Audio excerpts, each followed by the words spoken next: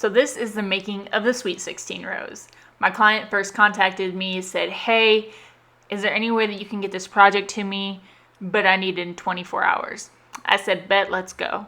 It ended up taking me 17, but we got it done. He first asked me what I had in stock. I sent him this photo right here. But for his son, the heart was way too much love that he wanted to express to his 16-year-old girlfriend. So we changed the heart out for a 1 and a 6, which you see me making right here, which I did out of round bar. And just remember that I am still in my rental unit here, so I'm not able to anchor my equipment into the cement like I normally have. So you're gonna see me struggle a little bit here, but we get it done.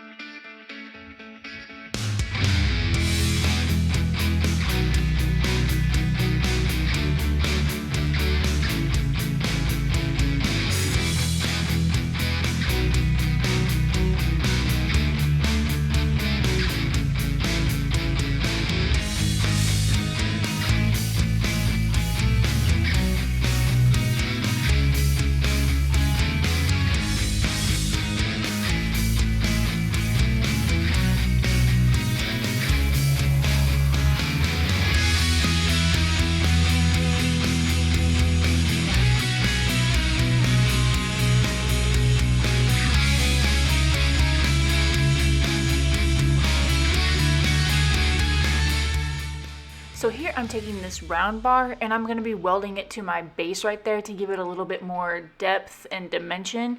So right now I'm doing 45-degree cuts on every single one of my ends so that when it lines up, it's nice and crisp.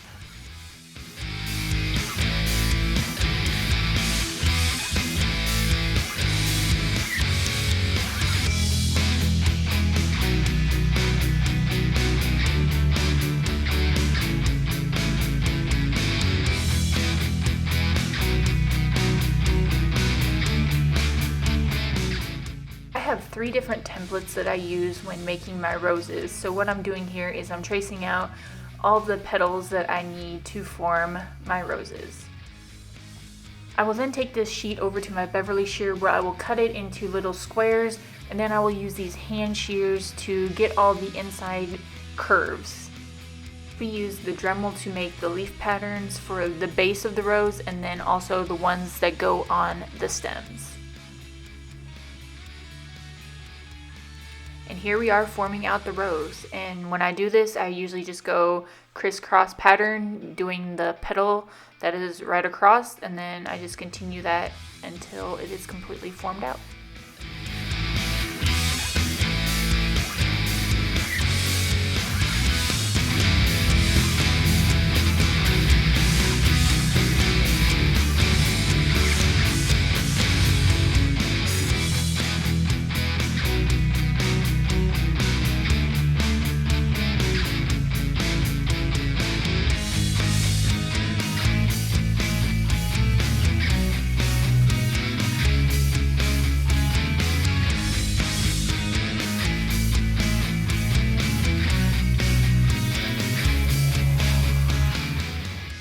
Now that the rose is completely formed out, I'm going to be bending it and kind of weaving it through the 1 and the 6, and then I'm going to be tacking it on and then welding on the leaves and then the thorn.